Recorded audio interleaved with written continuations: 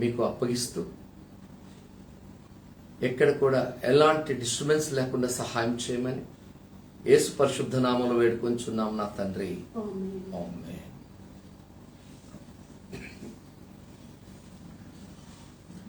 Praise the Lord. మీ అందరికీ కూడా వందనాలు. దేవుడు మనలను ప్రేమించి గడిచిన పునరుద్ధాన దినము నుండి ఇప్పటి వరకు మనల్ని కాచి కాపాడి క్షేమం అనుగ్రహించి ఆయన పాద సన్నిధికి మనలను తోడుకొని వచ్చి ఉన్నారు. ఈరోజు వరకు మనం సజీవంగా ఎలా ఉన్నామంటే అది దేవుని యొక్క మహా ఉచితమైన కృప మాత్రమే. ఆ కృపను బట్టే ఈరోజు మనం ఇలాగున ఆయన సన్నిధిలో మనం ఆయా స్థలాల్లో మన గృహాల్లో ఈ యొక్క లైవ్ కార్యక్రమాలు ఉన్నప్పటికీ కూడా దైవ సన్నిధి మన మధ్యలో ఉన్నదని నేను నమ్ముచున్నాను. ఎక్కడ 2-3 నా నామములో ఎక్కిపిస్తారు అక్కడ వారి మధ్యలో నేనున్నానని ఆ వాగ్దానం ఆయన నెరవేర్చేవాడు. మనం విశ్వసించినప్పుడు పరిశుద్ధాత్మ దేవుడు మనతో ఉంటాడు. ఆయన ఈరోజు దేవుడు చాలా మనల్ని ప్రేమిస్తున్నాడు. ఆయన ప్రేమను బట్టే ఈరోజు మనము ఇలాగున ఆయన సన్నిధిలో మనం నిలబడి ఉన్నాం. ఒకవేళ ఆయన మనలను ప్రేమించకపోతే ఇలా ఉండగలిగేవారమా? ఉండలేం. చాలా మంది అనుకుంటారు, దేవుడు మాకేం చేశాడండి, అన్ని కష్టాలే కలుగుతున్నాయి, ఎక్కడ చూసినా బాధలే కలుగుతున్నాయి, లోకమంతా చాలా భయంకరమైన పరిస్థితులు ఉంది, మమ్మల్ని విడిచిపెట్టేశాడండి అని చాలా మంది దేవుని మీద నిందలు వేస్తూ ఉంటారు. అని దేవుడే మనలను ప్రేమించకపోతే మనము ఏ రీతిగా ఉండలేము. మనం దేవుణ్ణి మనం ప్రేమించాలి. మనం ప్రేమించినప్పుడు దేవుడు మనలను ప్రేమిస్తాడు. దావీదుకి ఎన్నో ఆపదలు, శత్రువులు అనేక రకాలుగా ఆయన చంపాలని ఆయన రకరకాలుగా ప్రయత్నాలు చేస్తున్నప్పుడు, ఎన్నో సమస్యలు ఆయన జీవితంలో వస్తూ ఉంటున్నప్పుడు ఆయన అంటున్న ఒకే ఒక మాట 18వ కీర్తన మొదటి వచనాన్ని మనం చూస్తే, యెహోవా నా బలమా నేను నిన్ను ప్రేమించుచున్నాను అంటాడు. యెహోవా నా బలమా నేను నిన్ను ప్రేమించుచున్నాను అంటే ఈ లోకంలో నీవు తప్ప నాకే ఆధారం లేదయ్యా, నేను ఎవరిని ప్రేమించగలను? ఈ లోకంలో మనం లోకంలో అనేకుల్ని మనం ప్రేమించవచ్చు. ఎందుకంటే భూ సంబంధమైన జీవితంలో మనం ఎక్కువగా ప్రేమ అనే పదాన్నే మనం ఎక్కువ వింటాం మనం కదా. ఎందుకంటే యేసు ప్రభు యొక్క ప్రధాన ఉద్దేశం కూడా ఆయనలో మనం చూసేది ప్రేమను మాత్రమే. ఆయన ఎప్పుడు కూడా మనలను ప్రేమిస్తున్నాడు. ఆయన కోరుకున్నది మనం ఆయన ప్రేమించుట. చాలా మందికి ఈ రహస్యం తెలియదు. చాలా మందికి మనం ఏమనుకుంటామంటే దేవుడు నన్ను ప్రేమిస్తున్నాడు, దేవుడు నన్ను ప్రేమిస్తున్నాడు. మంచిదే, దేవుడు నన్ను ప్రేమిస్తున్నాడు అనే మాట చాలా మంచిది.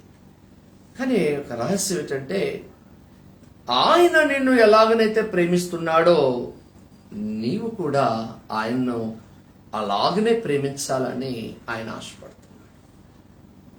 ఆయన నీ యందు కోరుకునేది ఏమిటి అంటే ప్రేమను కోరుకుంటున్నాడు. ఆయన నీ ప్రేమ ఆయనకు కావాలి. మీరు అనుకోవచ్చు, నా ప్రేమ ఆయనకి ఎందుకండి? ఆయన కోరుకునేది మన ప్రేమను ఆయన కోరుకుంటున్నాడు. అందుకనే మనం ఆయనను ప్రేమించాలి. మనం ఎంతగా ఆయనను ప్రేమిస్తూ ఉంటామో అంతగా ఆయనకి మనకున్న ఆ సహవాసం అనేది, ఆ బంధం అనేది ఇంకనూ లోతైన అనుభవంలోనికి తీసుకుంటాం. నువ్వు ప్రేమించకపోతే ఆయన కొంతవరకే, నువ్వు ప్రేమించుతున్నప్పుడు ఆయన ఒక అడుగు ముందుకు వేసి నీ దగ్గర ఉండుటకు ఆయన ఇష్టపడే దేవుడు ఆయన. ఒకసారి 31వ కీర్తన 23వ వచనాన్ని మనం చూచినట్లయితే, యెహోవా భక్తులారా మీరందరూ ఆయనను ప్రేమించుడి అంటాడు. యెహోవా భక్తులారా మీరందరూ ఆయనను ప్రేమించండి. ఈరోజు ఆయనని మనం ఎన్ని పరిస్థితులు మన జీవితంలో కలిగిన, ఎలాంటి పరిస్థితులు ఎదురవుతున్నా మనం నేర్చుకోవలసింది ఏంటంటే దేవుడిని ప్రేమించుట. ఆయన్ని ప్రేమించినప్పుడు ఆయన ఆ ప్రేమలో కలిగిన ఆశీర్వాదాలు కానీ నువ్వు ఎరిగితే ఆయన ప్రేమించకుండా ఏ పరిస్థితులు కూడా మనం ఉండలేము. ఆయన ప్రేమిస్తున్నప్పుడు ఆయన మన పక్షాన చేస్తున్న గొప్ప కార్యాలు కనుక నువ్వు గ్రహించగలిగితే ఆయన ప్రేమించలేకుండా ఏమాత్రం కూడా ప్రియులారా మనము ఉండలేము, మనం ఏ పరిస్థితుల్లో కూడా. ఎందుకంటే ఆయన ఎలాగున్నా ఆయన ప్రేమిస్తున్నాడు. ఎందుకంటే ప్రపంచంలో మీరు ఎక్కడ చూడండి, ప్రపంచంలో ప్రతి ఒక్క మానవులే కానీ జంతువులే కానీ ప్రతి దాంట్లో మనం చూస్తున్నాం ప్రేమనే మనం చూస్తాం. ప్రేమ అనేది చాలా అది ప్రాముఖ్యమైనది. ముఖ్యంగా క్రైస్తవ్యానికి పునాది కూడా ఏంటి అంటే ప్రేమ. ఆ ప్రేమను ఎవరు అయితే కలిగి ఉంటారో వారు ఆశీర్వాదాన్ని కలిగి ఉంటారు. మనం దేవుని యొక్క వాక్యాలు మనం చూస్తూ ఉంటున్నప్పుడు, ఎందుకంటే దేవుడు ముందు ఆయన మనల్ని ఎలాగూ ప్రేమించి ఉన్నాడనే విషయాన్ని మనం చూస్తే యోహాను సువార్త 15:9 అంటాడు, ఆయన తండ్రి నన్ను ఎలాగూ ప్రేమించానో నేనును మిమ్మను అలాగున ప్రేమించితని అంటాడు. చూడండి దేవుడు ఎలా ప్రేమించాడో. తండ్రి నన్ను ఎలాగూ ప్రేమించానో. ఒక తండ్రి తన కుమారుని ఎలా ప్రేమిస్తాడు? చాలా అమితంగా ప్రేమిస్తాడు. ప్రభు అంటాడు, నీవు నన్ను ఎలాగైతే నువ్వు ప్రేమించావో నేను కూడా మిమ్మల్ని అలాగనే ప్రేమించాను. నా ప్రేమలో ఏమాత్రం కూడా కల్మషము లేదు, ఎందుకంటే మిమ్మల్ని అంతగా ప్రేమించానని తన శిష్యులతో చెబుతున్నాడు. నిజమే, ఆయన కేవలం తన శిష్యులే కాదు, యావత్ మానవాళిని కూడా ఆయన ప్రేమించాడండి. ఈరోజు నన్ను ప్రేమించాడు, మిమ్మల్ని ప్రేమించాడు. ఈరోజు నన్ను ప్రేమించాడు కాబట్టే నేను ఈరోజు సజీవంగా ఇలా ఉండగలిగాను. మిమ్మల్ని ప్రేమించాడు కాబట్టే ఈరోజు మీరు ఆయన సన్నిధిలో ఉండగలిగి ఉన్నారు. ఆయనే ప్రేమించకపోతే చాలా మనం ఏమంటాం, ఆయన ముఖం చాటేసేసాడండి. ఎప్పుడు ముఖం చాటేస్తాడు? నీ పరిస్థితి బాగలేనప్పుడు, నీవు ఆయనతో సత్సంబంధాలు సరిగ్గా లేనప్పుడు, నీ జీవితం సరిగ్గా లేనప్పుడు ముఖము చాటేయుట అనేది జరుగుతుంది.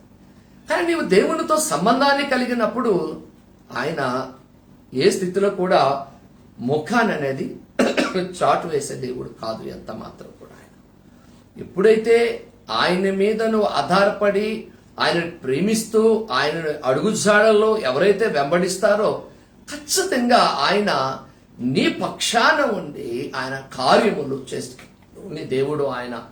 ఎందుకంటే ఆయన ప్రేమ ఎలాంటిది అనేది మనం చూస్తాం. పరిశుద్ధ గ్రంథంలో చాలా విషయాలు మనం చూస్తాం. ముఖ్యంగా దేవుని ప్రేమ అనేది ఎక్కడ చూడగలమంటే ఐగుప్తులో నుండి ఇశ్రాయేలీలు కనాన్ దేశానికి ప్రయాణం చేస్తున్న ఆ మార్గం అంతటిలో కూడా 40 ఏండ్ల అరణ్య ప్రయాణములో ఆయన ప్రేమను మనం చూస్తాం. ఆయన ఎలాగున ప్రేమించాడు, ఆయన ఎలాగున వారిని నడిపించాడు, వారిని ఏ రీతిగా వారిని హక్కును చేర్చుకొని గమ్యానికి చేర్చగలిగాడు అని చూస్తాం. ఎందుకంటే వారు ప్రతి పరిస్థితిలో, మీకు యెషయా గ్రంథాన్ని మనం ఒకసారి మనం చూసినట్లయితే యెషయా గ్రంథం 63:9 మనం చూద్దాం. వారి యావత్ బాధలో ఆయన బాధ నొందెను, ఆయన సన్నిధి దూత వారిని రక్షించను, ప్రేమ చేతను తాలిమి చేతను వారిని విమోచించను, పూర్వ దినములన్నిటిను ఆయన వారిని ఎత్తుకొనుచు మోసుకొని వచ్చాను అంటాడు. చూసారా, ఆయన ఇశ్రాయేలు ప్రజల కొరకే కాదండి మాట, నేటి మన కొరకు కూడా పరిశుద్ధాత్మ దేవుడు వ్రాయించిన మాట ఏంటంటే నీ యొక్క శ్రమలలో నీ బాధలలో ఆయన ఎత్తుకునేవాడు నేను అంటాడు. ఇక్కడ ప్రేమ చేతను తాలిమి చేతను వారిని విమోచించను, పూర్వదినములన్నిటిను ఆయన వారిని ఎత్తుకొనుచు మోసుకొని వచ్చను. వారి కష్టం కలిగినప్పుడు, వారికి శత్రువులు ఎదురైనప్పుడు, అనేకమైన పరిస్థితులు ఎదురవుతున్నప్పుడు, ఏ పరిస్థితులు కూడా దేవుడు వారిని విడిచిపెట్టలేదు. ఏ పరిస్థితులు కూడా. ఎందుకు అంటే ఆయన వారిని ప్రేమించుచున్నాడు కాబట్టి. నిజమే, ఇలాంటి దైవికమైన ప్రేమ ఈరోజు ప్రియులారా మనలో కోల్పోతున్నాం. ఆ ప్రేమ మనలో ఏమాత్రం కూడా కనబడడం లేదు. ఒక వ్యక్తి ప్రభువుని కలిగినప్పుడు, ప్రభువుతో ఉండినప్పుడు ప్రియులారా ఆ వ్యక్తి ఎలా ఉంటాడంటే ప్రేమ కలిగి ఉంటాడు. ఒక జరిగిన సంఘటన నేను మీకు చెప్తాను. మొట్టమొదటిగా మిషనరీస్ కెనడాలోని ఆల్బర్టా అనే ప్రాంతానికి ప్రభు సేవ చేయడానికి వారు వెళ్ళారు. ఈ ఆల్బర్టా అనే ప్రాంతానికి వెళ్ళినప్పుడు అక్కడ 2 తెగలు ఉన్నాయి. ఈ 2 తెగలు చాలా భయంకరమైన వ్యక్తిత్వాలు కలిగిన వారు. ఒకరు బ్లాక్వుడ్స్ అని ఒక తెగ అయితే, మరొక తెగ క్రీన్ ఇండియన్స్ అని మరొక తెగ ఉండేది. 2 తెగలు, ఒకటి క్రీన్ ఇండియన్స్ అండ్ బ్లాక్వుడ్. ఈ ఇద్దరు ఏం చేసేవారంటే బద్ధ శత్రువులు వీరు. ఈ తెగ ఒకరికొకరు చెప్పుకుంటూ ఉండేవారు వారి స్థానుసారంగా.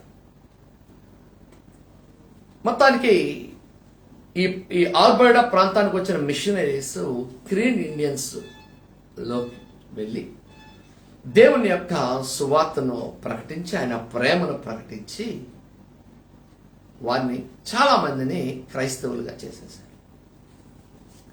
ఒకరోజు ఈ యొక్క మరి యొక్క తెగవారు ఉన్నారు కదా, బ్లాక్వుడ్ అనేవారు. అందులో ఒక పెద్ద ఆయన ఏం చేశాడంటే ఈ క్రీన్ ఇండియన్స్ ఉన్న తెగ నాయకుడిని చంపేశాడు. తెగ నాయకుడిని చంపగాన ఆ విషయం తన కుమారుడికి తెలిసి, చనిపోబడ్డ కుమారుడికి తెలిసి ఆయన మొత్తానికి దండెత్తుకొని వెళ్ళి ఎవరైతే చంపారో ఆ వ్యక్తిని బంధించి తీసుకొచ్చి చెట్టుకు కట్టేశాడు. ఆయన కట్టేసిన తర్వాత అడుగుతున్నాడు, ఇప్పుడు నేను నేనేం చేస్తాను అన్నాడు. ఏం చేస్తావు? నీ ప్రతీకారాన్ని తీర్చుకుంటావు, నీ పగ తీర్చుకుంటావు, నా చంపేస్తావు నువ్వు నన్ను. అప్పుడు ఆయన అన్నాడట, నేను చంపను అన్నాడట. ఎందుకు చంపవు? నేను చంపను, ఎందుకంటే నా తండ్రిని కోల్పోయాను. నేను నా తండ్రి వయసు ఉంది నీకు. నిన్ను నా తండ్రిగా నేను అంగీకరించబోతున్నాను. ఇది ఒకసారి మర్చిపోయింది. నన్ను నీ తండ్రిగా అంగీకరించడం ఏంటి? లేదు, నీ తండ్రిగా నా తండ్రిని నేను అంగీకరించబోతున్నాను. నా మంచి బట్టలు ఇస్తాను, నా తండ్రి స్థానాన్ని నీకు ఇస్తాను. నేను వేటాడి తెచ్చిన మాంసంలో ఆ మాంసం నీకు పెడతాను. నేను ఏది తింటే అది నీకు పెడతాను. నీకు సముచితమైన గౌరవ స్థానాన్ని నేను కల్పిస్తాను. అప్పుడు ఆయన ఒకే ఒక మాట అన్నాడట, కళ్ళల్లోంచి నీరు కారిపోతూ, ఇప్పుడు నన్ను నిజంగా హత్య చేశావయ్యా అన్నాడట. ఇప్పుడు నువ్వు నన్ను చంపేశావు. ఆ క్షణంలోనే ఆయన అన్నాడు, అసలు నన్ను ఇంతగా నువ్వు క్షమించు తక్కువ, నల్ల మంచి లేదు ఏం లేదు అయ్యా అంటే, నేను ప్రభువుని ఎప్పుడైతే ఎరిగి ఉన్నానో, నా ప్రభు నేర్పిన ప్రేమ ఇదే, నీ శత్రువుని ప్రేమించు అన్నాడు. నా ప్రభు కోరుకుంటుంది ఇతరులని ప్రేమించుట, ఆయనను ప్రేమించుట. ప్రేమ అనే పదాన్ని ఆయన కోరుకున్నాడు. సరే, కథ కథ జరిగిన సంఘటన. మన జీవితాల్లో కూడా దేవుడు మనల్ని కోరుకునేది ఏంటంటే ప్రేమని ఆయన కోరుకుంటున్నాడు తప్ప ఆయన వేరేదేమీ మన దగ్గర కోరుకోవట్లేదు. ఆయనకి కావాలి, ప్రేమ కావాలి. ఎవరు నన్ను ప్రేమిస్తారా అని ప్రియులారా ఆయన చూస్తూ ఉన్నాడు. నిజమే, వారి యావత్ బాధలో అంటాడు, ఆయన బాధనుందనో. చూడండి ఆయన ప్రేమ ఎలాంటిదో. నువ్వేమనుకుంటున్నావు?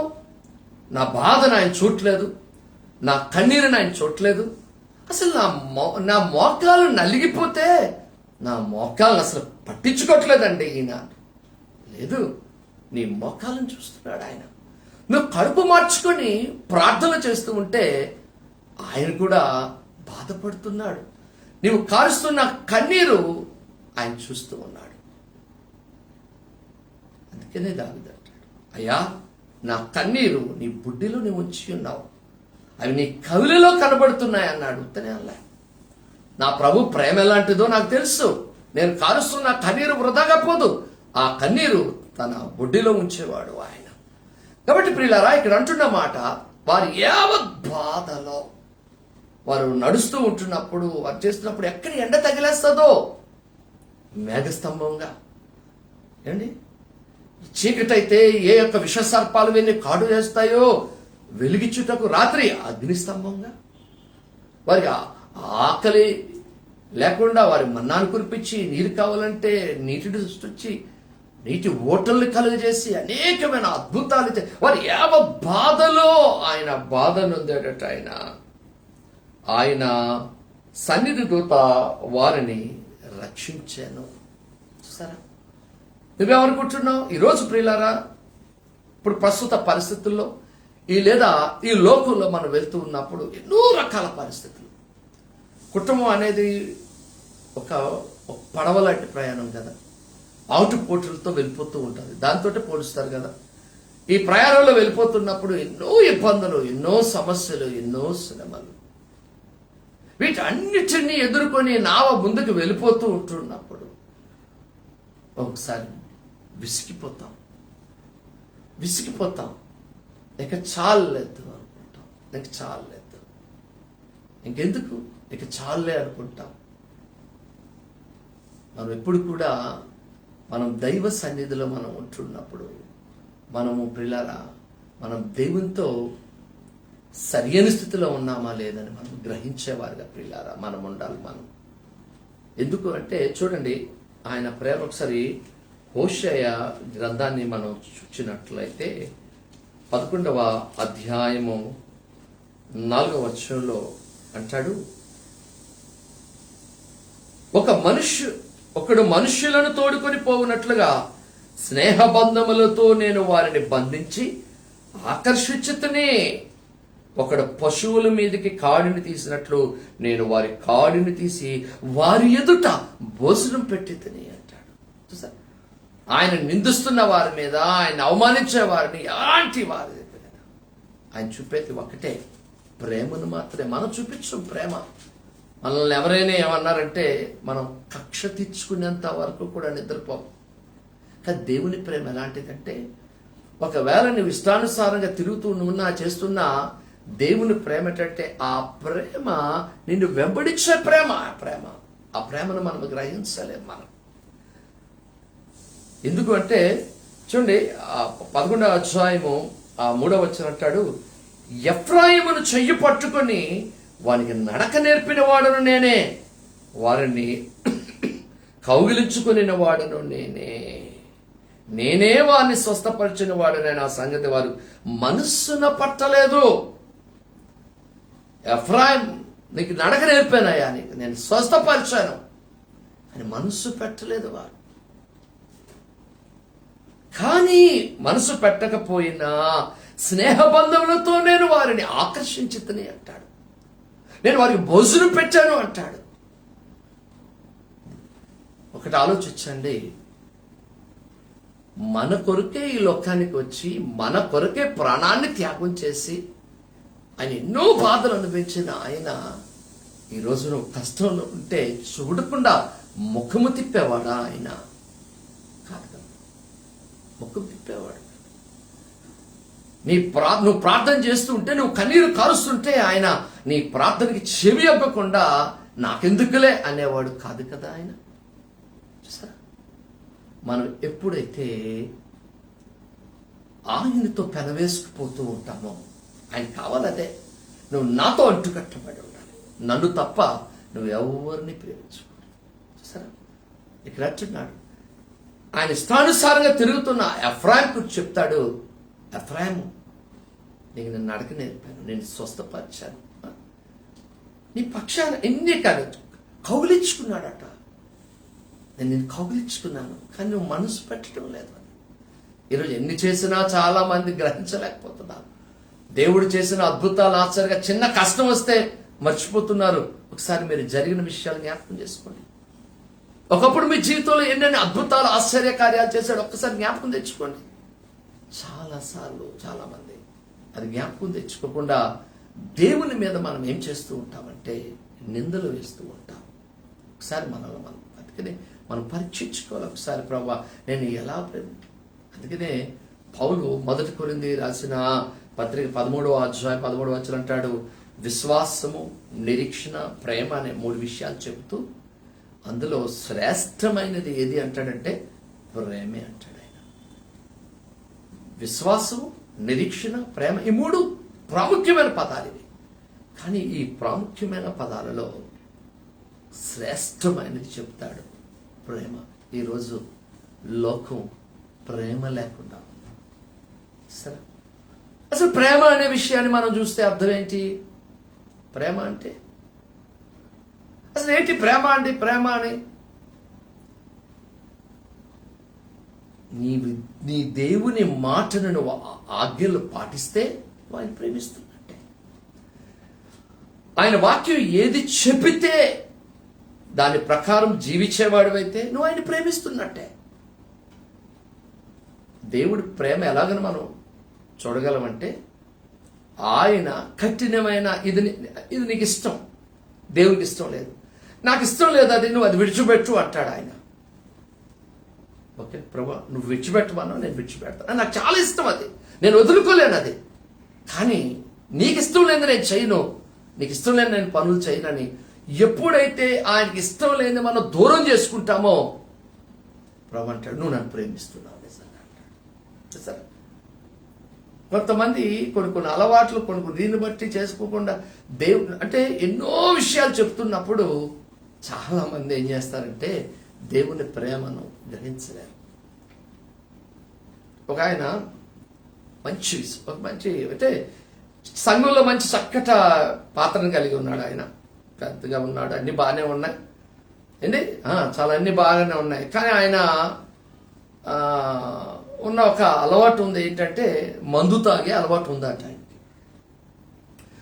ప్రతిరోజు కూడా ఆయన బార్కు వెళ్తాడు. ఆయన ఆఫీస్ నుంచి వచ్చిన తర్వాత బార్కు వెళ్ళి ఆ బార్లో ఆయన ఒకేసారి 3 పెగ్గలు వేసుకొని తాగుతాడట. ఎవరైనా ఎలా తాగుతారంటే కొంచెం వేసుకొని తాగుతారు. ఈ బేరర్ ఉంటాడు కదా, అయితే వాడు చూసి ఏంటి నా ఒకేసారి 3 పెగ్గలు వేసుకొని తాగేస్తాడు, వెళ్ళిపోతాడు ఏంటని ఎప్పుడు మాట్లాడుకుంటుంటారు. ఒక రోజు అడిగారంట, అయ్యా అందరూ వచ్చి కొంచెం వేసుకొని తాగుతారు, కానీ మీరు ఒకేసారి 3 తెచ్చుకొని 3 ఒకేసారి కలుపుకొని తాగుతారంట. అన్నాడట, అయ్యా మేము 3 అన్నదమ్ములం, ఎప్పుడో కట్టుకుంటాడంటే మనం ఎప్పుడు కూడా ఐక్యత కలిగి ఉండాలి, చాలా ఐక్యత మనం ముందుకు వెళ్ళాలి. కాబట్టి మనం ఏం చేద్దామంటే మనం ఎప్పుడున్నా ఐకమత్యంతో ఉందామని మేము మాటిచ్చుకున్నాం. కాబట్టి ఆ మాట కొరకు మేము 3 అన్నదమ్ములు ఒకేసారి తాగినట్టుగా భావించి 3 గ్లాసులు వేసుకొని తాగేస్తాను నేను అన్నాడు. ఓహో అదా సరే. కొన్ని రోజులు అయింది, 2 పెగ్గలు వేసుకున్నాడు ఆయన, 2 తాగి వెళ్తున్నాడు.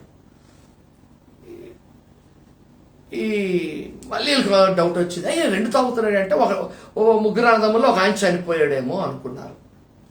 అనుకొని మరుసటి రోజు బార్కు వచ్చినప్పుడు అడిగారట, అయ్యా చాలా వేదనకరమైన విషయం అయ్యా, పాపం మీ అన్నగారు ఎవరు మరణించారు, మీ 3 సహోదరులు ఒకరు మరణించారు, చాలా మాకందరికి కూడా వేదనగా ఉందయ్యా అని. అప్పుడు ఆయన అన్నాడట, లేదయ్యా వేదన కాదు, నేను తాగడం మానేశాను, నేను మా 2 అన్నదమ్ములు తాగుతారు, నేను తాగడం మానేశాను, లెంట్ డేస్ కాబట్టి 40 దినాలు తాగకూడదు అనుకున్నాను, కాబట్టి ఆ 2 తాగుతున్నారని ఐక్యత 2 తాగేస్తున్నాను అన్నాడు. ఇలాంటి మేధావులు చాలా మంది ఉంటారు కదా, ఇలాంటి వాళ్ళు చాలా మంది ఉంటారు. పైకి ఎలా కనబడతాం, చర్చికి వస్తాం, అన్నిట్లో పాలుపులు పొందుతున్నాం. యవనస్తులే కానీ పెద్దలే కానీ ఎవరైనా అన్నీ చేస్తున్నాం అంటే అన్నీ చేసి ఏం చేస్తామండి, మన పనులు మనం చేస్తూనే ఉంటాం. ఇలా మన పనులు మనం చేస్తూ ఉంటున్నప్పుడు నువ్వు దేవునిని ప్రేమించే వ్యక్తిని ఎలా చెప్పగలవు? నువ్వు సంఘ కార్యక్రమంలో ఉన్నావు, ఓకే. నువ్వు నీ దైవజనుడు ఏది చెప్పితే తూచా తప్పకుండా అది పాటిస్తావు, మంచిది. నువ్వు ఒక్క మాట కూడా మరి అవిధేయత చూపు, మంచిదే, అది దేవునికి ఇష్టమైందే. కానీ నీలోనివి హేయమైనవి దేవునికి ఇష్టము లేనిది ఏదైతే ఉందో అది నీ విడిచిపెట్టకుండా ఏం చేస్తున్నాం? లెంట్ డేస్లు వస్తే ఒకలా ప్రవర్తిస్తాం ఏంటి, అవి లేకపోతే మరొకలా ప్రవర్తిస్తాం. ఇది చేస్తూ ఉంటున్నప్పుడు నీ యొక్క ఆత్మీయ జీవితంలో నేను ప్రభువును ప్రేమిస్తూ వెళ్ళిపోతున్నానని చెప్పగలవా? దేవుని ప్రేమించడం అంటే ఆయన ఏది చెప్పితే అది చెయ్యాలి. నీ కుటుంబంలో గొడవలు, నీ కుటుంబంలో నెమ్మది ఉండదు, నీ కుటుంబం సమస్యలతో నిండిపోద్ది, భార్యాభర్తలకు పొసుకని పరిస్థితి కనబడుతుంది. ఏంటి, చాలా మంది భార్యాభర్తలు దెబ్బలాడుకొని వచ్చి అటో ముఖం, భర్త ఇటువైపు ముఖం పెట్టుకుంటాడు, భార్య ఒక ముఖం పెట్టుకుంటాడు. కొంతమంది అలాగని వచ్చి ప్రభు యొక్క బలను సమీపిస్తారు. అది దేవునికి ఇష్టమైందా? నువ్వు ప్రేమించగలుగుతున్నావా? ఏమండి, అంటే మన ఇష్టానుసారంగా మనం చేస్తూ మనం దేవుని ప్రేమిస్తున్నాము అంటే అది ఎలాగనో మనం చెప్పగలం? మనం నిజముగా దేవుణ్ణి ప్రేమించేవారమైతే ఆయన ఏది చెప్పితే ఆయన మాటకు మనము లోబడేవారిగా ఉంటాము. కానీ మన ఇష్టానుసారంగా ప్రియులారా మనం ఏమి కూడా చేయలేం. అందుకని పౌలు అంటాడు, ఎఫెసీయులకు రాసిన పత్రిక 3వ అధ్యాయము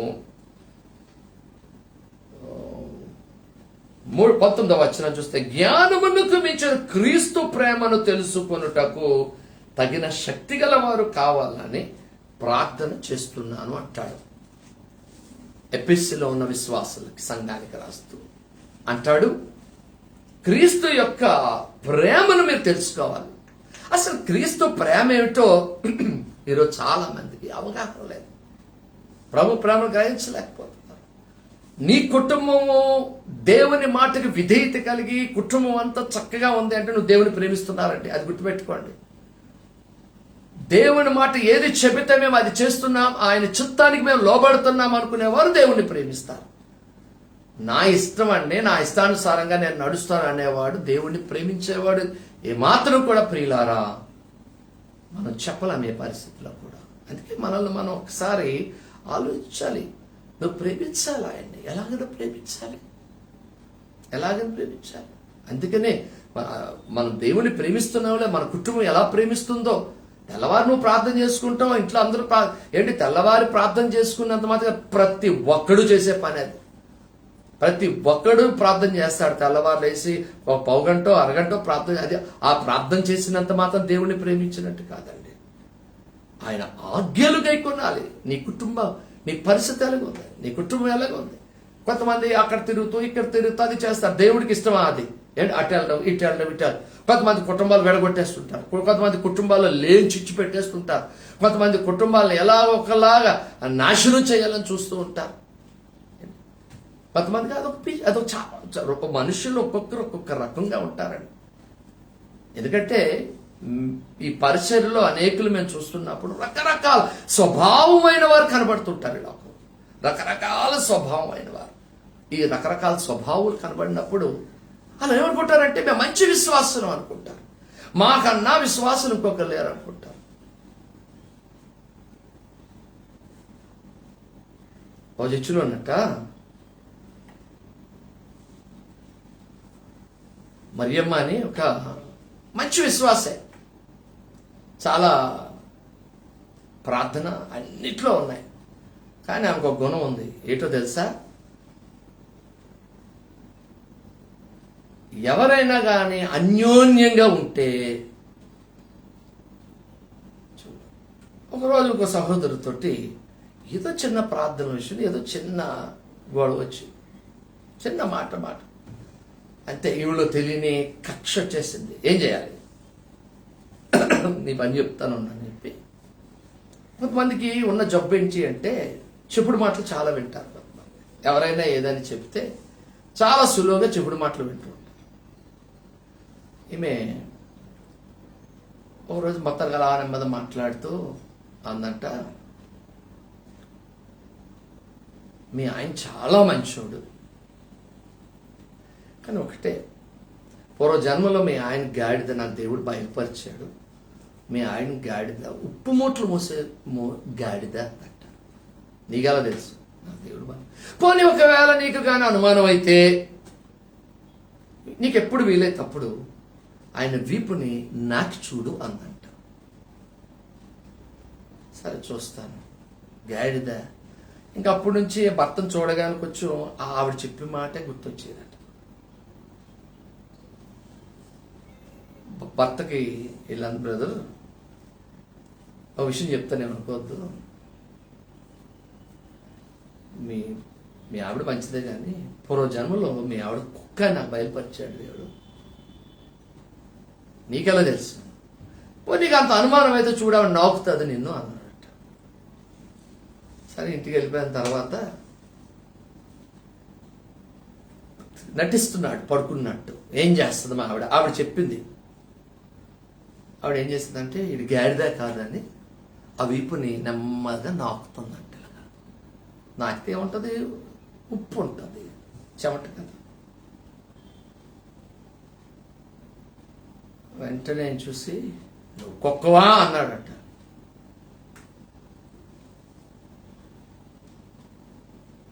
నువ్వు కుక్కవా అంటే ఏమన్నా, నువ్వు గాడిదవా? ఈ కుక్క గాడిద ఎప్పుడైతే ఇద్దరు దెబ్బలాడుకున్నారో ఆఖరికి ఎక్కడికి వెళ్ళిపోయిందంటే పుట్టించుకు వెళ్ళిపోయే పరిస్థితి ఏర్పడ్డది. సరే, చెప్పుడు మాటలు ఏం చేశాయి? మందిరానికి వస్తున్నావు, ప్రార్థన చేసుకుంటున్నావు, దేవుని వాక్యం వింటున్నావు, దేవుని సన్నిధిలో ఉంటున్నావు. ఏది దేవుని ప్రేమ నీలో? ప్రేమ అంటే ఇంకేం కాదండి. నువ్వు ఎంత పెద్ద సిలువ వేసేసి ఇప్పుడు చెవులకు కూడా వచ్చేసాయి కదా, సిలువలు పెట్టేసి అయి పెట్టేసి ఇది చేసి ఎన్నెన్నో చిన్నులు చేస్తే అది దేవుని ప్రేమ ఎంత మాత్రము కాదు. కానీ దేవుని ప్రేమ అంటే ఎవరైతే దేవుని యొక్క ఆజ్ఞలు తుచ తప్పకుండా పాటిస్తారో, ముందు నీ కుటుంబాన్ని చూసుకో. నువ్వు ప్రేమిస్తున్నావో లేదో నీ కుటుంబం ఎలాగుందో చూసుకో. నీవు అలా ప్రేమించినప్పుడు, దేవుని సన్నిధిలో ఉన్నప్పుడు,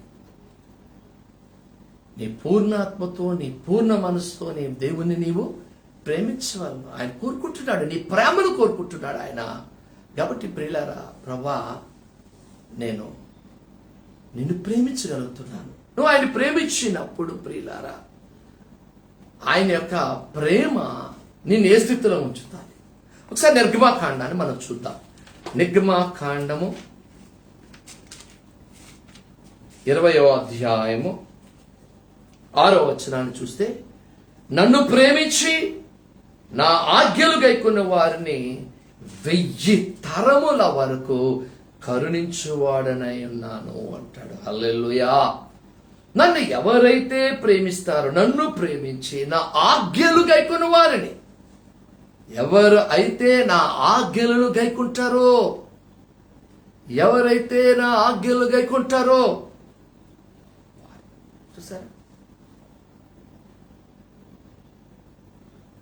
దేవుని ఆజ్ఞలు గైకున్నప్పుడు ప్రియులారా, ఆయన ప్రేమ ఎలాంటిదంటే 1000. అబ్రహాం దేవుని ప్రేమించాడు. అబ్రహాము ఎప్పుడైతే దేవుని ప్రేమించినప్పుడు అతని సంతానాన్ని ఆకాశ నక్షత్రం వల్లే చేస్తానన్నాడు. చెయ్యలేదా? చేశాడు కదా, చేశాడు. ఆ సంతానాన్ని ఆశీర్వాదకరంగా చేశాడు. ఇశ్రాయేలీయులంతా తెలివైన వారే, మరొకరు లేకుండా ఈరోజు వారిని ఉంచాడు. చూసారా, దేవుడు తను ఇచ్చిన వాగ్దానాన్ని ఖచ్చితంగా ఆయన నెరవేర్చేవాడు. అంటున్నాడు ఆయన 1000 తరముల వరకు. ప్రియులారా, నిజమే. అంటే ఒకసారి మనిషి తను తప్పు చేసి, ఒకసారి చాలా మంది ఏం చేస్తూ ఉంటామంటే, దేవుని మాటలు గ్రహించకుండా, దేవుని మనం అర్థం చేసుకోకుండా మనం ఒకసారి ఇన్ని విషయాలు మర్చిపోతాం. మనమే కాదండి, పరిశుద్ధ గ్రంథంలో అనేకులు మనం చూస్తూ ఉన్నాం. ఆయన శిష్యుల్లో కూడా మనం చూచాం. ఎందుకంటే ఎన్నో విషయాలు దేవుడు చెప్పినప్పటికీ ఆ చెప్పిన మాటలు వారు మర్చిపోయే వ్యక్తులు. వారు మర్చిపోయారు. వారు మర్చిపోయి వారి ఇష్టానుసారంగా జీవించినప్పుడు, వారు వెనక్కి వెళ్ళిపోయినప్పుడు ఎవరు వచ్చారు? మళ్ళా తిరిగి ఆయనే. పేతురు మనకు తెలుసు. పేతురు ఏమన్నాడు? నేను చేపలు పట్టడానికి వెళ్ళిపోతాను అన్నాడు. ఈయన ఒక్కడే వెళ్ళిపోతే బాగుండు, కానీ ఈయన వెళ్ళలేదు. ఈయనతో పాటు కొంతమంది పట్టుకెళ్ళిపోయాడు. సరే, అసలు నిజంగా దేవుడిని ప్రేమించేవాడైతే ప్రభు ఎన్నో విషయాలు పేతురుతో మాట్లాడారు. పేతురు పక్కన ఉండేవాడుగా.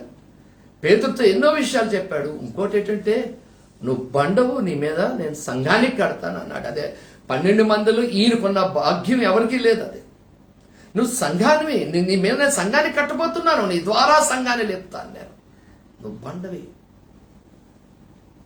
అంటే దేవుడు ఒక ఉద్దేశమును ఈయన పట్ల కలిగి ఉంటే ఒక సమస్య వచ్చింది. చాలా దారుణం. ఈరోజు ఇంటి పెద్ద కోల్పోతే ఎలాగా కన్నీరు మున్నీరుగా ఏడుస్తున్నారో, ఈ శిష్యులు 3.5 సంవత్సరాలు ఈయన దగ్గర తప్పిదలో ఉన్నవారు ప్రభువుని ఎప్పుడైతే కోల్పోయి ఉన్నారో తట్టుకోలేకపోతున్నారు. అది నిజమే. ఈ లోకానుసారమైన ఒక మహా కష్టం అది. ఆ సమస్యను అధిగమించడం అనేది ఎవరి తరము కూడా కాదు. ఒక రకంగా వారికి చాలా వేదనకరమైంది. అని ఎన్నో విషయాలు చెప్పారు. ఆయన పునరుద్ధరణ అయిన తర్వాత కనబడ్డారు. ఆయన ఈయనలోని ఒక అపవాది అనే క్రియలు అనే ఉన్నాయి. అంటే ప్రభువుని ప్రేమిస్తున్నాను, నేను నిన్ను ప్రేమిస్తున్నానని చెప్పిన ఆయన ఆ ప్రేమ ఏం చేశాడు? ఆయన వెనకకు వెళ్ళిపోయాడు. వెనకకు వెళ్ళిపోయాడు. రెండవది, కొంతమంది తీసుకెళ్ళాడు, పాడు చేసేసాడు.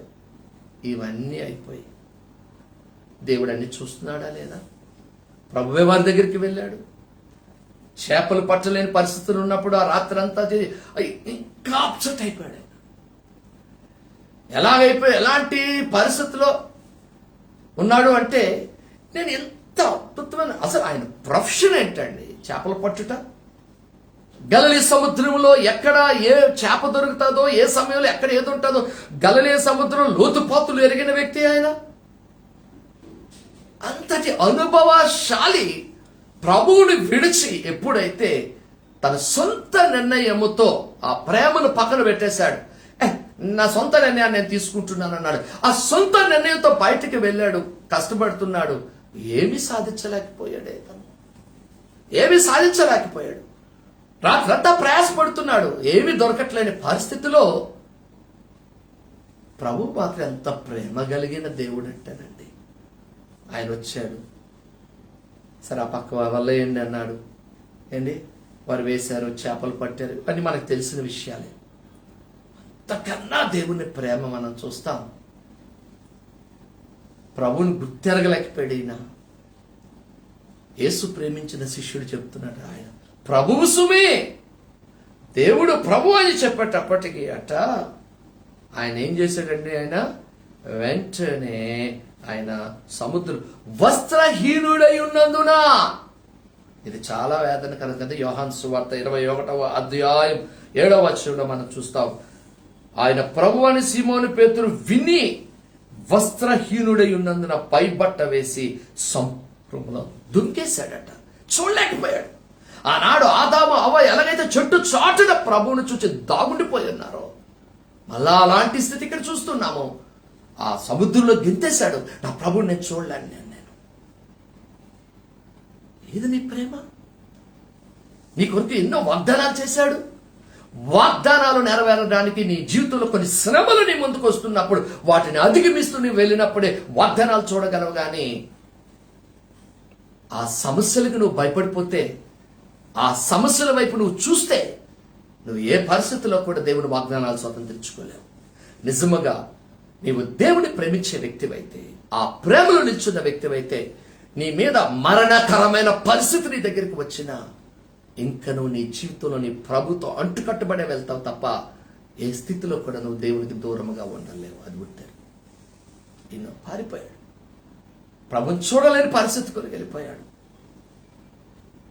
అయితే తర్వాత ప్రభువాన్ని పిలిచి, చూడండి, ఒక తల్లి ఎలాగైతే వంట చేసి పెడుతుందో వారికి రొట్టెలు, కాల్చిన చేపలు పెట్టి తింటున్నప్పుడు నాకు నిజంగా ఆ సన్నివేశాన్ని అక్కడ తలుచుకుంటున్నప్పుడు అనిపిస్తుంది, దేవా నీ ప్రేమ ఎంత గొప్పదయ్యా, నువ్వు మనిషిని ఎంత ప్రేమిస్తున్నావయ్యా, మేము నిన్ను ప్రేమించలేకపోతున్నాం. అలా కష్టం వస్తే నీ మీద ఎన్నో మేము అన్ని వదిలేసాం ప్రభా, ఇక ఏ పాపం చేయం ప్రభా, నీ కొరకే మేము జీవిస్తాం ప్రభా, నీ సన్నిధిలోనే ఉంటాం ప్రభా, నీవు తప్ప మాకు ఒక ఆధారం లేదు ప్రభా, ప్రభా ప్రభా ఓ బెక్కి బెక్కి దొర్లి దొర్లి ఏడుస్తాం. సమస్య తీరిపోద్ది, చక్కగా తయారైపోం. 1-2 దినాలు అయ్యేటప్పటికి ఈ ప్రార్థన అంతా ఏమైందో మర్చిపోతాం, చేసిన తీర్మానాలు మర్చిపోతాం. మళ్ళా నెమ్మదిగా పాపములో పడిపోవటకు ప్రయత్నం చేస్తూ ఉంటాం మనం. ఇది మన నైజం. ఇది కానీ దేవుని నైజం అది కాదు. ఎఫ్రాయిం, నీకు నడక నేర్పాను, నేను కౌగిలించుకున్నాను, కానీ నువ్వు మనసుకు తెచ్చుకోలేకపోతున్నావు. అయినా స్నేహబంధం నిన్ను ఆకర్షించానయ్యా. నేను ప్రభు ప్రేమ ఎంత గొప్పది అంటే, నువ్వు ఏ పరిస్థితిలో ఉన్నా దైవ ప్రేమకు నువ్వు దూరం అయిపోతున్నప్పుడు ఆయన చేతులు చాచి ఆ ప్రేమతో నిన్ను హక్కును చేర్చుకునే దేవాది దేవుడు అండి ఆయన. చూసారా ఎంత గొప్ప దేవుడిని ఈరోజు ప్రియులారా మనం కలిగి ఉన్నాము. ఈ పేతురు వైపు చూచి అడుగుతున్నాడు ఆయన. 21వ అధ్యాయం 15వ వచనం, సీమోను, వీరికంటే నీవు నన్ను ఎక్కువగా ప్రేమించుచున్నావా? ఎందుకు మాట్లాడాడు? నీ మీద ఒక ఉద్దేశం ఉంది, నీ మీద ఒక ప్రణాళిక ఉంది. అందుకే ఈరోజు సీమోనుతో కాదండి, పేతురుతో కాదు, నీతో మాట్లాడుతున్నాడు. నిన్ను ప్రేమిస్తున్నాడు. ఈ లోక పరిస్థితులు బట్టి బెదిరిపోతున్నావా? ఈ లోకంలో ఉన్న పరిస్థితులు బట్టి కుమిలిపోతున్నావా? గుండె చెరువైపోతున్న పరిస్థితిలో ఉన్నావా? వేదన దుఃఖం జ్ఞాపకం తెచ్చుకో. నీకు ఒకప్పుడు ఇచ్చిన వాగ్దానాన్ని జ్ఞాపకం తెచ్చుకో. ఒకప్పుడు ఏ ప్రమాణం అయితే చేశాడో దేవుడు, ఆ ప్రమాణాన్ని జ్ఞాపకం తెచ్చుకో. పరిశుద్ధాత్మ దేవుడు నిన్ను నడిపిస్తాడు గమ్యానికి. నువ్వు జ్ఞాపకం తెచ్చుకోకుండా నువ్వు ఎందుకు బెదిరిపోతావు? ఎందుకు భయపడతావు? నీ జీవితం కొరకు భయం, నీ వివాహ విషయం కొరకు భయం, నీ ఉద్యోగం కొరకు భయం, నీ చదువు కొరకు భయం, జీవితంలో భయం భయం భయం భయం భయం గుప్పిట్లో నేను నడుచుకుని వెళ్ళిపోతున్నా నీతో అంటున్నాడు. నువ్వు నిజంగా నన్ను ప్రేమిస్తే దేనికి భయపడవు. వెనకకి చాలు, పాపం చేయవు, నీ చిన్న అలవాటికి నీవు బానిస కావు, అవి దూరం అయిపోతావు వాటికి. పేతురు, నువ్వు నన్ను ప్రేమిస్తున్నావా? అని నీకు తెలుసు కదయ్యా నా ప్రేమ. ప్రియులారా, ఈ ఉదయకాల సమయంలో పరిశుద్ధాత్మ దేవుడు మనందరితో మాట్లాడుతున్న మాట, నువ్వు ఆయన ప్రేమిస్తున్నావా? ఆయన ప్రేమించగలుగుతున్నావా? నువ్వు ఆయన ఒకవేళ ప్రేమించలేకపోతే ఒక అవకాశాన్ని మనకి ఇస్తున్నాడు. నేను ఒక మాట అంటాను, లోకులందరూ వెళ్ళిపోతున్నారు, గొప్ప గొప్ప వారు వెళ్ళిపోతున్నారు అండి. అనేకులు మనకు తెలిసిన వారు అనేకులు వెళ్ళిపోతున్నప్పుడు నువ్వు పరీక్షించుకో, నన్నెందుకు దేవుడు సజీవంగా ఉంచాడు? ఈరోజు ప్రార్థన చేయుటకు ఆయన సన్నిధిలో ఎందుకు నన్ను నిలబెట్టాడు? నా కుటుంబాన్ని. ఎన్నో కుటుంబాలు ఇంటి పెద్దను కోల్పోయి గుండెలు బాదుకొని తిండి తిప్పలు లేక ఒక మూలన పడున్న పరిస్థితిలో అనేకులు ఉంటున్నారు. మనమైతే మన కుటుంబాలు ఒకసారి చూసుకుంటే మన కుటుంబానికి క్షేమం ఇచ్చాడు. ఒకవేళ అలాంటి పరిస్థితి, అలాంటి వ్యాధి మన కుటుంబంలోకి వచ్చినా దేవుడు సజీవంగా ఉంచాడే కానీ మన నిర్జీవులుగా మనల్ని చేయలేదే. ఆ సజీవుగా ఉంచిన దేవాది దేవుని సన్నిధిలో ఈరోజు మనం ఉన్నామే. ఒకసారి నీ కుటుంబంతో నువ్వు ఒకసారి పరీక్షించుకో. ఇది నాన్న, ఎందుకయ్యా నా కుటుంబాన్ని ఇంతగా ప్రేమిస్తున్నావు? ఇదే ప్రశ్న నిన్ను అడుగుతున్నాడు. మీ కుటుంబం నన్ను ప్రేమిస్తుందా? ఓ యవనస్తుడా, నీవు నన్ను ప్రేమిస్తున్నావా? చూసారా, ఆయన కోరుకునేది ఒక్కటే, నీ ప్రేమ ఆయనకి కావాలి. నువ్వెంతగా ఆయన్ని ప్రేమిస్తే ఆయన అంతగా నీ దగ్గరికి రావాలని ఆశపడుతూ ఉన్నాడు. ఆయన పేతురుని అడుగుతున్నాడు, నువ్వు నన్ను ప్రేమిస్తున్నావా? ఈరోజు ఆ ప్రేమ ఎరగక, ఆ ప్రేమ తెలియక ప్రియులారా దేవుని దగ్గరికి మనం దూరం అయిపోతున్నాం. మనందరికీ తెలుసు, ప్రకటన గ్రంథం 2వ అధ్యాయం 4వ వచనాన్ని మనం చూసినట్లయితే అక్కడ రాయబడిన మాట, మొదట నీకుండిన ప్రేమను నీవు వదిలితివి, నేను నీ మీద తప్పు ఒకటి మోపవలసి ఉన్నది అంట. ఎఫెసీ సంఘానికి మొట్టమొదటి సంఘం, మొదటి సంఘం ఎఫెసీ సంఘానికి చెబుతున్నమాట, నీ మొదటి ప్రేమను మర్చిపోయావు. నువ్వు మంచిదే చూడండి, నీవు సహనము కలిగి నా నామము నిమిత్తము భారము భరించి అలయలేదని నేను ఎరుగుతున్నావు. చూసావా, తాము అపొస్తలుమని చెప్పుకునే వారిని పరీక్షించేవారు అబద్ధికులను నీవు కనుగొట్టివని నాకు తెలుసు. బానే, కానీ ఆ మొదటి ప్రేమ, ఆ మొట్టమొదటి ప్రేమ, రక్షణ పొందినప్పుడు కలిగిన ప్రేమ ఇప్పుడు లేదే. ఆనాటి ప్రార్థన ఏమైంది? ఆనాటి ప్రార్థన ఏమైంది? ఈరోజు లాక్డౌన్లో ఇంట్లో ఉన్నా కూడా ప్రార్థన చేయలేని పరిస్థితిలోనే ఉన్నారు. అరగంట చేసాంలే ప్రార్థన, ఈ రోజుకి చాలే అని ఆ సెలవులు పట్టుకుని ఆడుకుంటున్నాము, టీవీల దగ్గర ఏదోదో చూస్తున్నామే తప్ప ఆయనతో. నేను ఒకటి అంటాను, సంఘమిస్తున్న బిడ్డలకంతా ఒక మాట చెప్తాను, మరలా మన సంఘం తెరిచేటప్పటికంటే నేను అడుగుతాను మిమ్మల్ని అందరినీ, ఎంతమంది బైబిల్ కంప్లీట్ చేశారు అని. ఇప్పుడు ఎవరికైనా నేను అదే చెప్తున్నాను, ఎవరైనా నాకు ఫోన్ చేసి మాట్లాడు, బైబిల్ చదవడం ప్రారంభించండి. మీ జీవితంలో ఒకసారైనా బైబిల్ చదవాలి. ఆమె చదివిస్తాం సార్, 2-3 సార్లు పాస్గా చదివిస్తామండి, పర్లేదు, మళ్ళీ కొత్తగా ప్రారంభించు. దేవుడు ఆయుష్ ఇచ్చండి కదా, మళ్ళా ప్రారంభించు. ఈ 2-3 నెలల్లోని మళ్ళా ఇవన్నీ సమస్యలు కుదుటపడి మళ్ళా దైవ సన్నిధిలోకి మనం అడుగు పెట్టేటప్పటికి నేను అనేకుల్ని నేను అడుగుతాను. నేను ఎంతమంది ఏ లేదు, చదవకపోతే మీ కర్మ, చదివితే మీరు ఆశీర్వదించబడతారు. దేవుణ్ణి ప్రేమించేవారు ఆశీర్వదించబడతారు. ఒక గంట సమయం కేటాయించండి. ఖాళీగా ఉండే బదులు ఇంట్లో ఉన్నారు కదా, ఇప్పుడు ఎక్కడికి వెళ్ళే పనులు లేవు కదా, గంట సమయం కేటాయించండి, ప్రార్థన చేయండి. మీ పిల్లలకి చదివించండి. మీ పిల్లలకి అవి ఇచ్చి ఆడించకండి. మీ పిల్లలకి అవి ఇచ్చేసి కార్టూన్లు పెట్టి అవి పెట్టేసి ఇవి పెట్టేసి ఏవో పెట్టేసి చేయకండి. వారికి చెప్పండి. వంటలు నేర్పుతారు చాలా మంది పిల్లలకి ఈ సమయంలో కదా, వంటలు మంచిదే, వంటలు నేర్పొద్దు అనట్లేదు, కానీ ఆ వంటలు నేర్పుతున్నప్పుడు బైబిల్ చదవడం కూడా నేర్పండి ఈ బిడ్డలకు, వారు ఆశీర్వదించబడతారు. బైబిల్ చదవడం నేర్పు, అంటే వారికి దేవుని ప్రేమ ఏంటో చెప్పు, దేవుని ఎలా ప్రేమించాలో చెప్పు. వారు బైబిల్ చదువుతూ ఉంటే అంటే దేవుడు వారితో మాట్లాడడం మొదలు పెడతాడు. ఈ అనుభవంలోకి వెళ్ళినప్పుడు మనం ఆశీర్వదించాం. అప్పుడు ఆ ప్రేమ ఏం చేస్తుందో నేను ముగించేస్తాను త్వరగా. ద్వితీయోపదేశ కాండము 30వ అధ్యాయాన్ని మనం చూసినట్లయితే,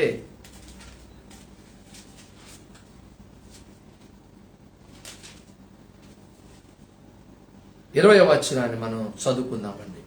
నీ పితరులైన అబ్రహాము, ఇస్సాకు, యాకోబులకు ఆయన ప్రమాణం చేసిన దేశములో మీరు నివసించినట్లు యెహోవా నీ ప్రాణమునకు నీ దీర్ఘాయుష్యునకు మూలమై ఉన్నాడు. కాబట్టి నీవును నీ సంతానము బ్రతుకుచు నీ ప్రాణమునకు మూలమైన నీ దేవుడైన యెహోవాను ప్రేమించి ఆయన వాక్యమును విని ఆయన హత్తుకొనున్నట్లు జీవమును కోరుకొనుడి అంటున్నాడు. చూసారా, నువ్వేం చేయాలట? ఆయన నువ్వు ప్రేమించి ఆయన వాక్యం విని ఆయన హత్తుకుంటే నీకేమి ఇవ్వబోతున్నాడు? దీర్ఘాయుష్యం ఇవ్వబోతున్నాడు. ఆయన లోకమంతా ఎలా ఉన్నా నీవు ఆశీర్వాదంగా నీవు ఉండాలి అంటే, లోకమంతా ఎలా ఉన్నా నీవు ఆశీర్వాదకరంగా ఉండాలి అంటే నువ్వేం చేయాలో తెలుసా? నీ దేవుణ్ణి ప్రేమించడం నేర్చుకో. నీ దేవుణ్ణి ఎప్పుడైతే నీవు ప్రేమించడం మొదలు పెడతావో అప్పుడు నీకేం చేస్తాడు తెలుసా? నీకు ఆయుష్ ఇస్తాడు. ఎక్కడా? ఎలాంటి పరిస్థితుల నుంచి నేను లేవనెత్తేవాడు.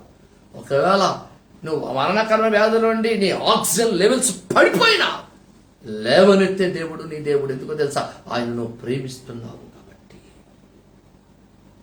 అందుకే అంటాడు 103వ కీర్తన 4వ వచనం, సమాధిలో నుండి నీ ప్రాణమును విమోచించుచున్నాడు, కరుణా కటాక్షములను నీ కిరీటముగా ఉంచుచున్నాడు అంటున్నాడు. హల్లెలూయా. సమాధిలోనండి చచ్చిపోతున్నాను, అయిపోయింది బ్రతుకు. పక్కన దేవుడు ఆయుష్ ఇచ్చి లేపుతూ ఉన్నాడు. ఆయుష్ ఇచ్చి లేపుతున్నాడు ఆయన. ఆశ్చర్యకరంగా లేపుతూ ఉన్నాడు ఆయన. నువ్వు ఆయన ప్రేమించు, ఆయన పట్టుకో. ఆయన ప్రేమించి ఆయన పట్టుకున్నప్పుడు, ఆయన ఆజ్ఞలు పాటించినప్పుడు ప్రియులారా, కరుణా కటాక్షములను ఆయన నీకు కిరీటముగా పెడుతున్నాడట. ఆ కిరీటాన్ని నీవు కలిగినప్పుడు నువ్వు ఏ పరిస్థితుల్లో కూడా నువ్వు భయపడవలసిన అవసరం లేదు. నీ దేవుడు ఎప్పుడు నిన్ను విడిచిపెట్టాడు. నువ్వు ప్రేమించు, నువ్వు ప్రేమను కలిగి ఉండంతే, ఇంకేం చేయకు. నువ్వు ఆయన కోరుకుంటున్నది ఒకటే, దేవుని యొక్క ప్రేమ. ఎందుకంటే ఆయనను ఎప్పుడైతే నువ్వు ప్రేమిస్తూ ఉన్నావో ఆయన నిన్ను కాపాడేవాడు. ఆయన ఎందుకంటే ఆయన నీకు ఎలాంటి వ్యక్తి అంటే, ఆయన అంటాడు నీకు దీర్ఘాయుష్యును ఆయన ఏం చేసేవాడు? ఆయన కలుపు చేసేవాడు. ఆయన దీర్ఘాయుష్. ఒకసారి సామెతల గ్రంథం 9:11 అంటాడు, నా వలన నీకు దీర్ఘాయువు కలుగును అంటాడు. నా వలన నీకు దీర్ఘాయువు కలుగును. చూసారా, ఆయన ప్రేమిస్తే అందుకని అంటున్నాను, నువ్వు ప్రార్థన చేస్తే కళ్ళు తిప్పుసేసుకోవడానికి అండి. ఆయన అందుకన్నా విననేరకు వినినట్లు నా చెవులు మందం కాలే, రక్షింపనేరకు విన్నట్లు నా హస్తము కుర్చీ కాలేదు. నీది లోపం. నువ్వు సరిగ్గా లేక, నీ బ్రతుకు సరిగ్గా లేక, నువ్వు రహస్య పాపంలో పట్టబడిపోయి నువ్వు పాపంలో జీవిస్తూ నీ ఇంటి మీదకి ఒక శాపం వచ్చినప్పుడు అప్పుడు పరుగులు పెడుతున్నావు. అప్పుడు అంటున్నాడు ఆయన, నేను ఎలా వింటాను నీ ప్రార్థన? చెప్పు, నేను ఎలా వింటాను నీ ప్రార్థన? నన్ను ప్రేమించవలసిన సమయంలో నువ్వు ప్రేమించలేదు. ఎన్నోసార్లు దైవజనుడిని హెచ్చరించి గద్దించి బుద్ధి చెప్పినప్పుడు నువ్వు నన్ను పక్కన పెట్టేస్తావు. నన్ను అలాగే మాట్లాడతారులే అనుకున్నావు. ఇప్పుడు నీకు కష్టం వచ్చింది, నీ ఇంటికి నువ్వు కన్నీరు కారుస్తున్నావు. నేను ఎలా వినగలను? నేను అంటున్నాడు, నా వలన, ప్రభు ఖచ్చితంగా చెప్తున్నాడు, నా వలన నీకు దీర్ఘాయువు కలుగును, నీవు జీవించు సంవత్సరములు అధికములగును అంటాడు. చూసారా, నీ జీవితము ఆయన ప్రేమిస్తే చాలు ఆయుష్ ఇచ్చే దేవుడు, నీ జీవితాన్ని ఉన్నతమైన స్థితిలో పెట్టే దేవుడు. నేను ఏ పరిస్థితుల్లో కూడా విడిచిపెట్టే దేవుడు కాదు. నా సొంత మాటలు కాదు, దైవవాక్యాలు నేను చెప్తున్నాను. నేను ఆయన మీద ఆధారపడి ఆయన సన్నిధిలో నీ ఉంటున్నప్పుడు ఆయన నేను ప్రతి క్షణము ఆయన కనుపాపవలే నిన్ను నడిపిస్తూ ఆయన ముందుకి తీసుకుని వెళ్ళేవాడు. చక్కటి మాట నేను ముగించేస్తాను, సమయం అవుతుంది. 97వ కీర్తన 10వ వచనాన్ని మనం చూస్తే, యెహోవాను ప్రేమించు వారులారా, యెహోవాను ప్రేమించు వారులారా, చెడుతనం అసహించుకోనండి, చెడుతనాన్ని అసహించుకోనండి. తన భక్తుల ప్రాణములను ఆయన కాపాడుచున్నాడు. హల్లెలూయా. ఆయన భక్తుల ప్రాణములను కాపాడుతున్నాడు. ఆయన మీద ఆధారపడినప్పుడు, ఆయన సన్నిధిలో ఉంటున్నప్పుడు, ఆయనతో మనం అంటు కట్టబడినప్పుడు ప్రియులారా, ఆయన అంటున్నాడు, ఇగో మీ ప్రాణాలను కాపాడేవాడు. ఎందుకు భయపడిపోతారు? ఏ కుటుంబం భయపడవలసిన అవసరం లేదు. ఎందుకంటే మన ప్రాణాలను కాపాడేవాడు ఆయన. మన ప్రాణాలను కాపాడేవాడు. ఏం చేస్తే? నీ రక్తాన్ని కాచమన్నాడా? శ్రమ పడమన్నాడా? నువ్వు మోకాళ్ళ మీదే ఉండాలి, ఒక 5 గంటలు ఉండాలని ఏమైనా పరీక్షలు పెడుతున్నాడా? లేదే. పోనీ ఇంత డబ్బు ఇవ్వాలి అంటున్నాడా? లేదే. ప్రేమిస్తావా నన్ను? పేతురుని అడిగినట్లుగా అడుగుతున్నాడు. ఈ రోజైనా నన్ను ప్రేమిస్తావా? వీరికన్నా చూడండి, దేవుని ప్రేమ ఏమన్నాడండి? శిష్యులందరూ వాళ్ళు తింటున్నారు కదా, భోజనం చేస్తున్నారు కదా, వీరిలాగా నన్ను ప్రేమిస్తున్నావా అని అడగలే, వీరికన్నా ఎక్కువగా నన్ను ప్రేమిస్తున్నావా అన్నాడు. అంటే అర్థం తెలుసా? మిగతా విశ్వాస కన్నా నీ యొద్ద నుండి ఎక్కువ ప్రేమ కావాలి. ఎప్పుడు మనం అలాగే నా విశ్వాసం కన్నా, నా కాపరి కన్నా నేను ఎక్కువ నా ప్రభుని ప్రేమించాలి. నా పాస్టర్ గారి కన్నా ఎక్కువగా నేనేం నా ప్రభుని ప్రేమించాలి. నేను ప్రేమిస్తాను, నా ప్రభుని ఎక్కువ నేను ప్రేమిస్తాను. పోటీ పడాలి ప్రేమలో, ప్రభువు ప్రేమలో పోటీ పడాలి. ఏ రకంగా ఆయన్ని నేను ఆకర్షించాలి, నన్ను ఆకర్షించాలి. నా ప్రభువు నేను ఆకర్షించుకున్నాను, ఆయన నన్ను ఆకర్షించాలి. నేను ఆకర్షించాలంటే నేను ఎలా కనపడాలి ఆయనకి, ఏ రీతిగా ఉండాలి, ఆయన ఏది